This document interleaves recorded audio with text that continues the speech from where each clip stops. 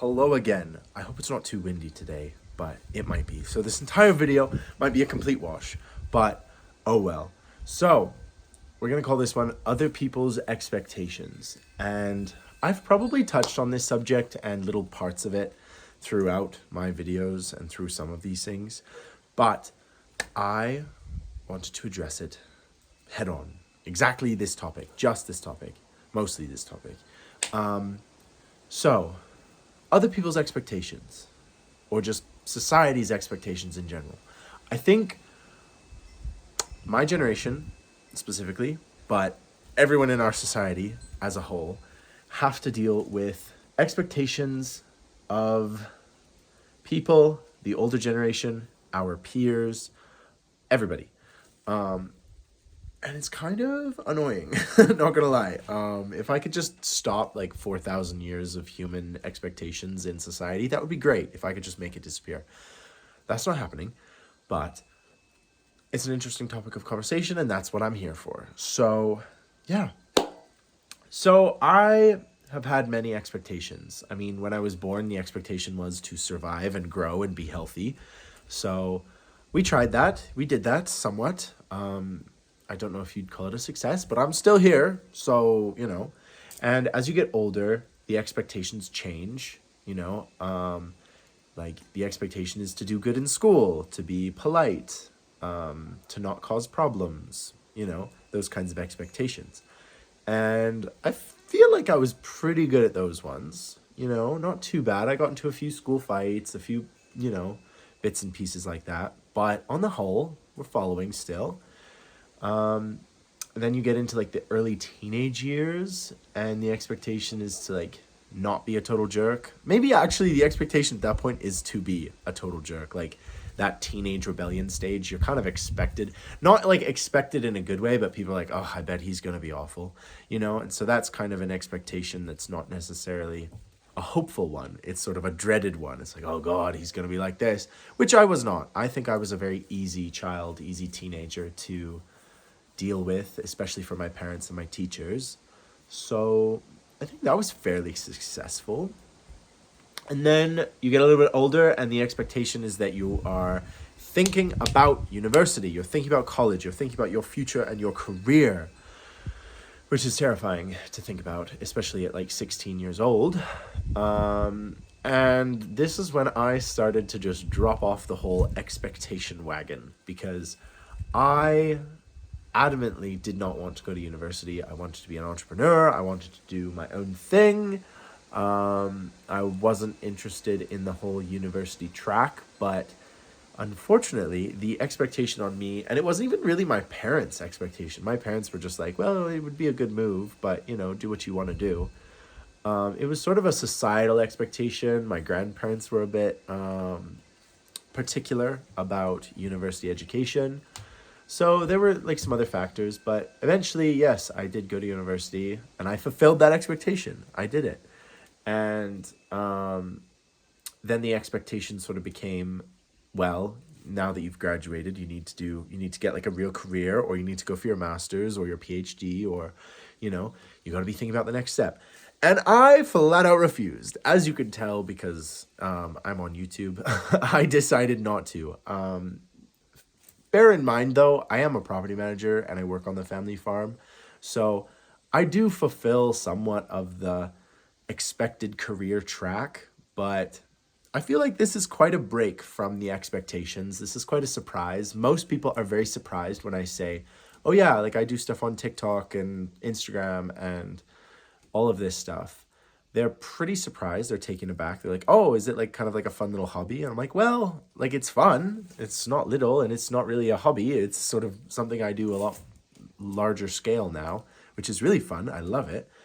But it subverts the expectations in kind of a positive way, because people are pleasantly surprised when they find out that this is kind of part of what I do. This is a small part of my life, and it's probably one of the most special things that I hold. It's very precious to me. So that's my experience in my life with subverting the expectations, as it were. And yeah. Now, Sorry, I'm just listening to the children screaming in the background, and I'm like, is that something I have to intervene in? I don't think it is. Apologies. We have kid like neighbors that live next door, and so I'm like, oh gosh, what is going on? But no, it's fine. They're not. They are fine and safe and good. Okay, subverting expectations and expectations in society.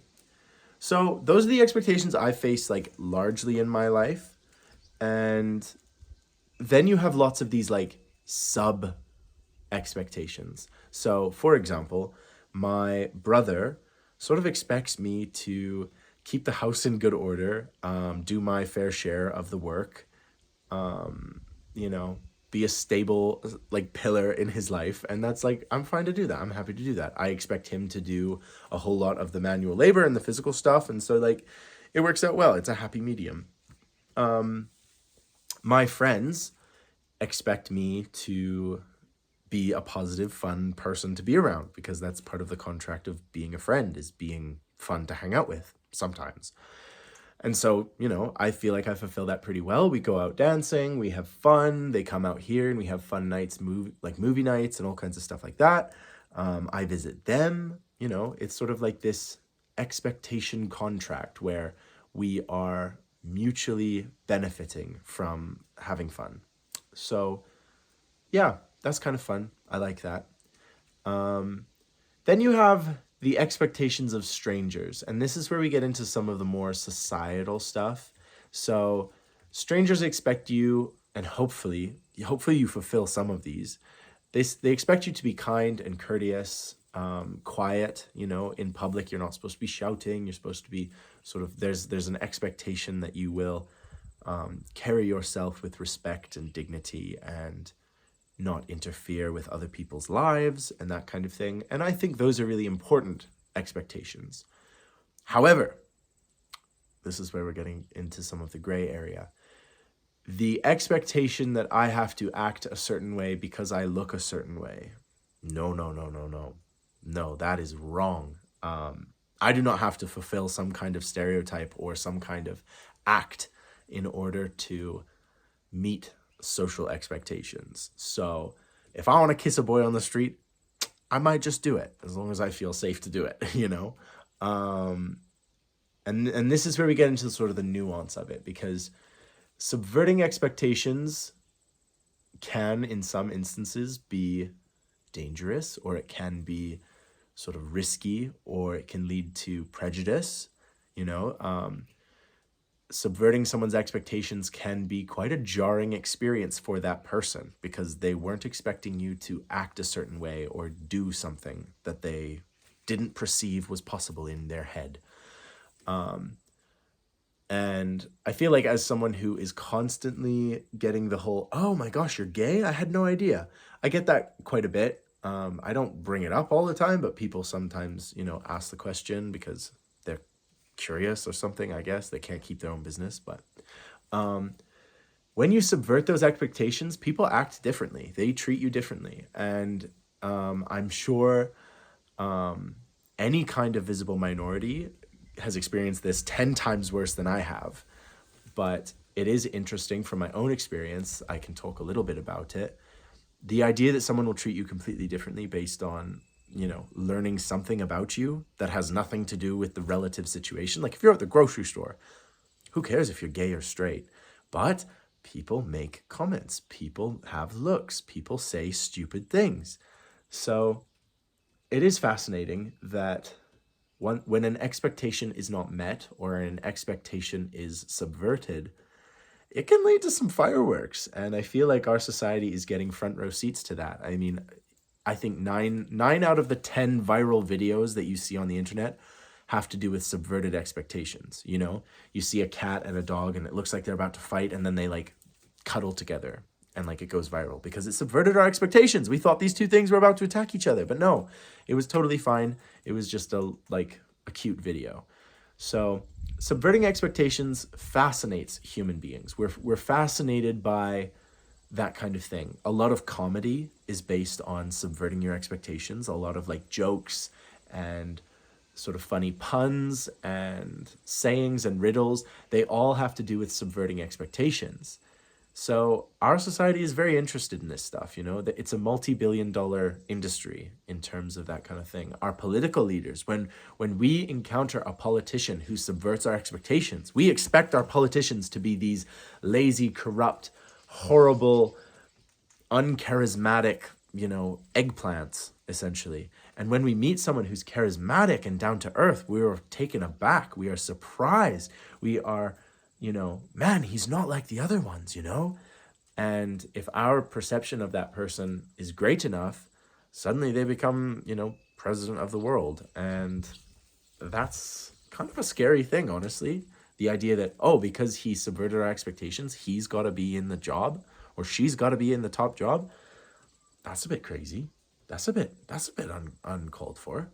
So we're constantly fascinated by this idea of subverting expectations. And I think it's a fine line. I think sometimes it's very healthy to subvert expectations and to do your own thing. And, you know, it's natural. You know, you should be doing your own thing. You shouldn't be following a track just because it's the given track, you know? Take the road less traveled. However, there will be times in your life where, you know, the smart path or the correct expectation is the correct move, you know? But it's that balancing act, and life is all about figuring out which side of the street you're going to find yourself on, you know? And I don't know, guys, it's an interesting topic. The expectations of our generation. What do I expect of the older generation? Do I have any expectations? Does it go two ways?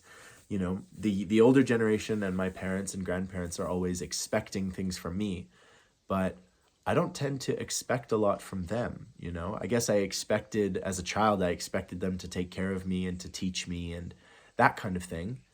So I guess, yeah, we did have expectations, but not to the same extent that they expect me to do certain things, you know? And I come from a very progressive family. Like, my family is very, very much like follow your dreams, follow your heart.